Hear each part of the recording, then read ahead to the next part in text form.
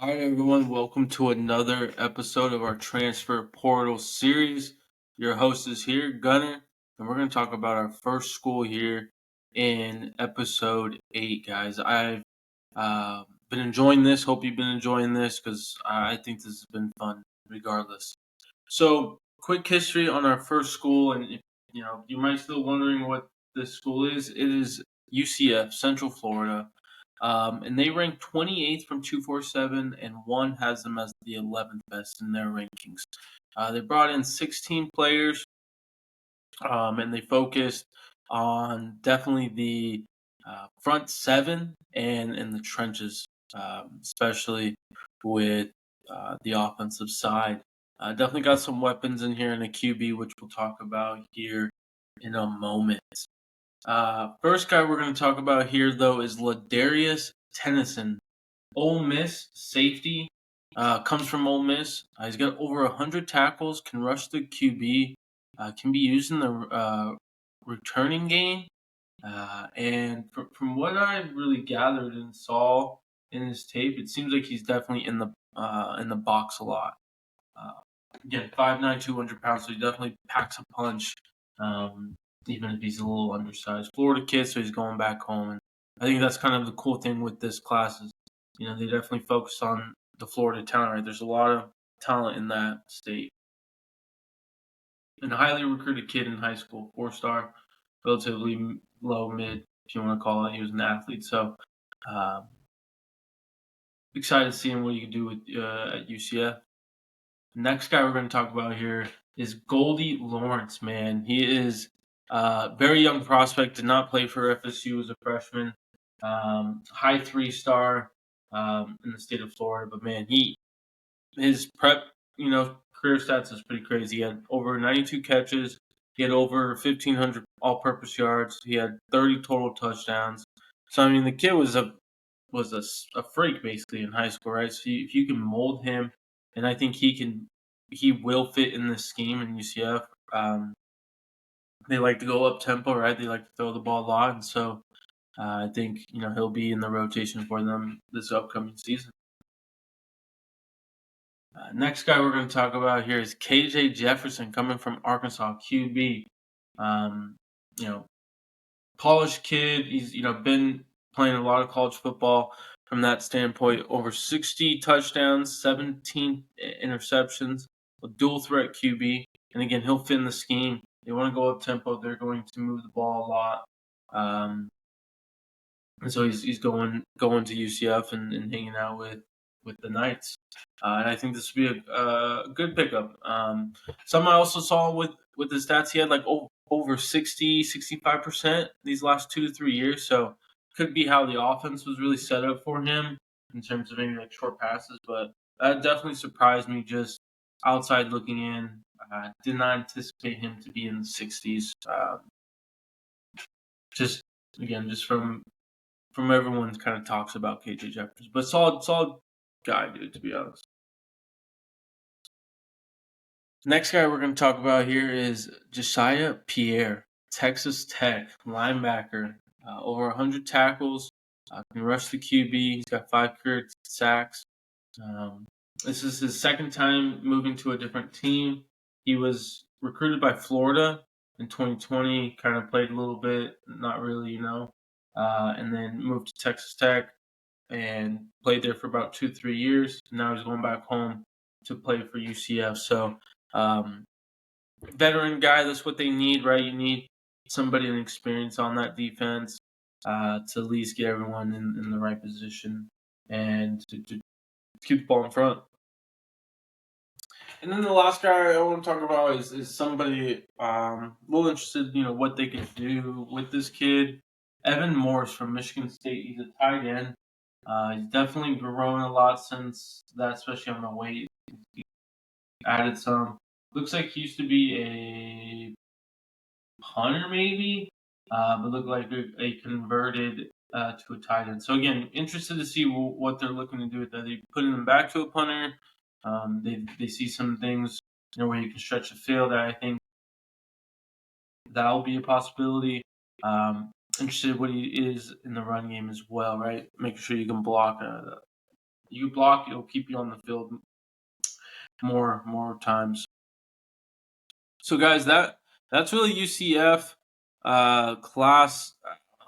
Honestly, I'm not crazy on the class. There's definitely they got some pieces and potential, especially with that scheme. So interested to see what transpires. Excuse me. Um, I'm gonna just kind of put them at the bottom for right now. Again, it's obviously not final, but we're just gonna keep it going. Um, so we're gonna take a quick break here, guys, and then we'll get into part 2 of episode 8.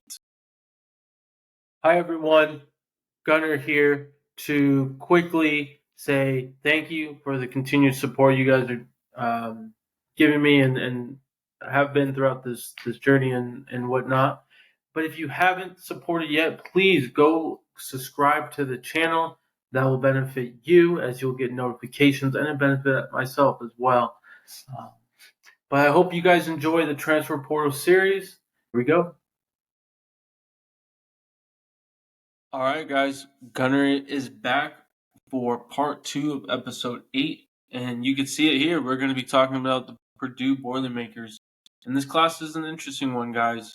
So without further ado, 247 has them as the 18th best class. 1 has them as the 24th best class. They definitely focused on the trenches and playmakers on both sides of the field.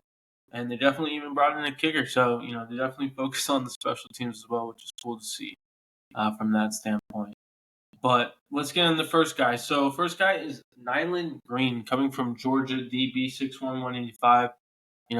Hometown kid from Georgia.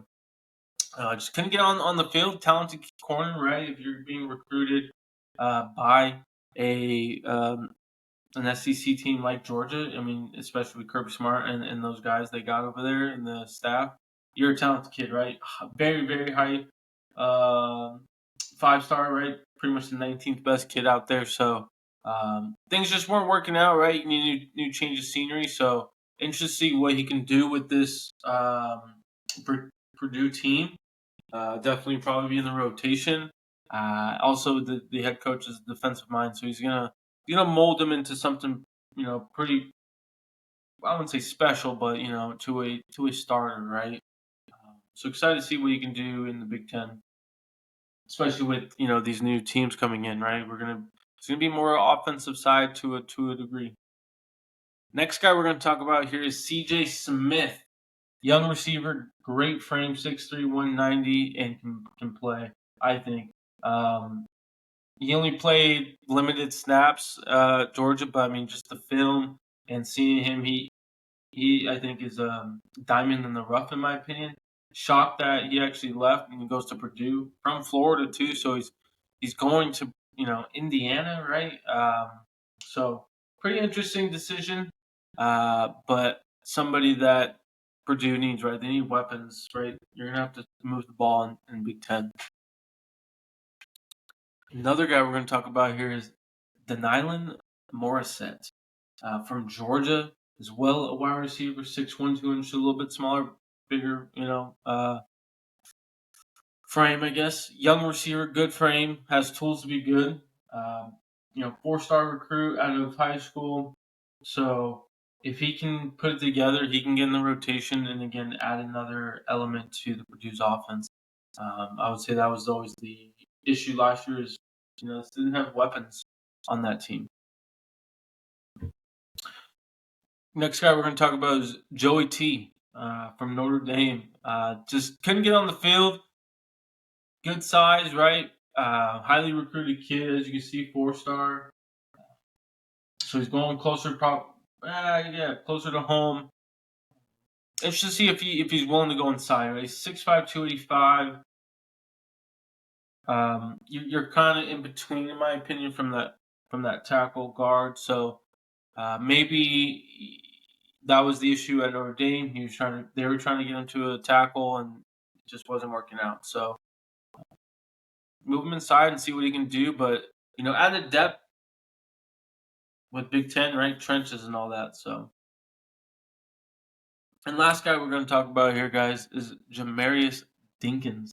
Comes from Kentucky. big body, kind of was in the rotation somewhat, just not consistent enough. So change of scenery, added depth, right? You need these 200, 280, 290, 300 pound guys, especially in the Big Ten, anywhere really, if you're really trying to compete for a national championship. So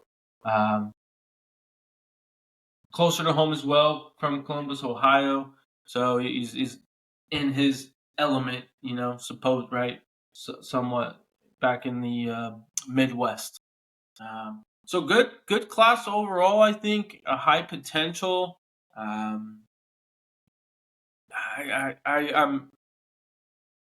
don't know if I even would put it over the UCF. I mean, that's kind of where when we get down to the gritty, right? Is where we're gonna have to just swallow our pride. So I'm just gonna put them under UCF right now.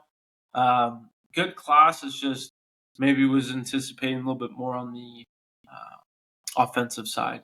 So that will conclude episode 8 of our transfer portal series, guys. Let me know in the comments about UCF. Let me know in the comments about Purdue. Let me know, am I missing somebody? You don't know what the heck you're talking about, right? Just, hey, give me your full honesty. As always, appreciate your guys' support and enjoy the rest of your guys' Tuesday. Peace.